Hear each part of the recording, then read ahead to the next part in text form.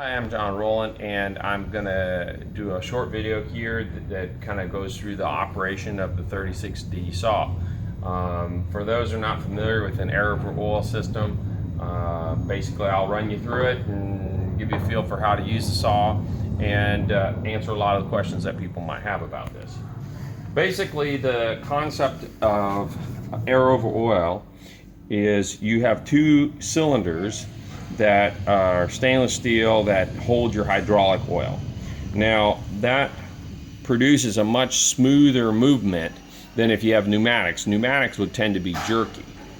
So the hydraulic oil allows you to use air pressure but get a really smooth movement. Now what we've done is we put our air line on the lifting cylinder, and we've opened the valve, and we opened our needle valve down here, and it's pulled the hydraulic cylinder ram in and lifted the head of the machine.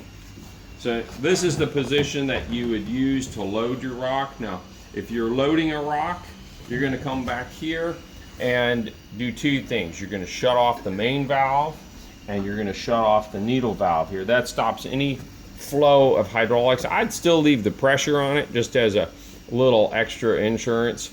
And generally, you don't want to put your body parts anywhere underneath the blade, even though the saw is shut off at the time you're loading the rock. It's just safer. So you load your rock onto the cradle here and strap it down. We use those nylon ratchet tie-down straps. You put a couple of those on there, 2 or 3 of those, and it really can hold the rock, and that way you can get a very controlled cut on it and not have your rock trying to move on you and cause you problems. Now, once you got the rock loaded, and you go, okay, you can slide this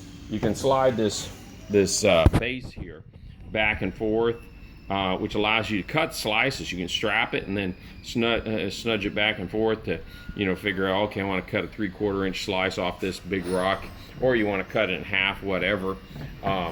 Once you get it positioned where you want to, then you basically can start your saw up. Now I'm not going to start this one up because we're inside the factory right now, and we can't do any cutting in here, and I don't have power for it back here, but I'll run through all the steps.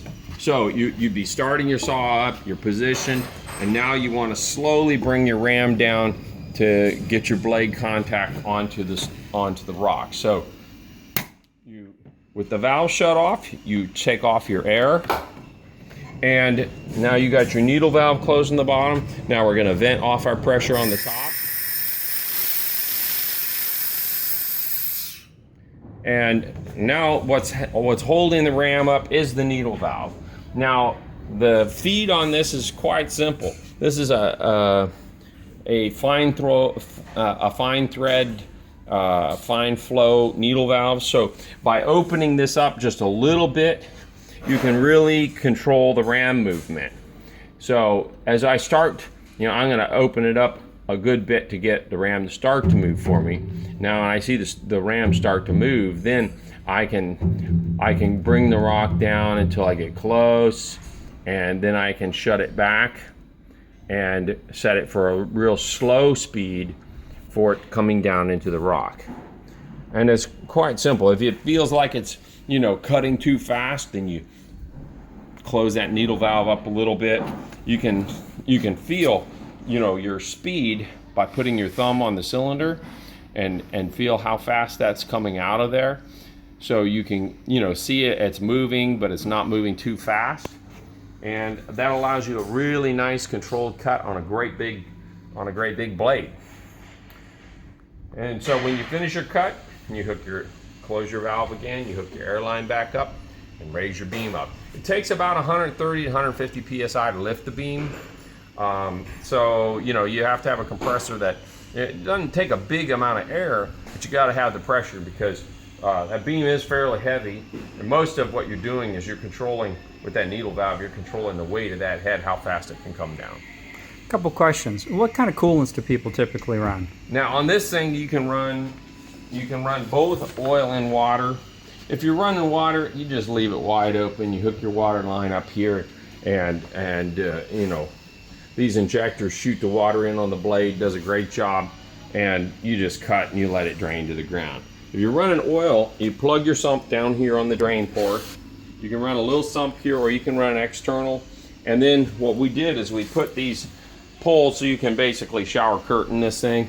And you know, put a vinyl curtain around it, and that way you can hold your oil inside, and then you've got a small pump in here and you're just pumping up to the blade. And you know, you're cutting with oil, you can mineral oil or something comparable.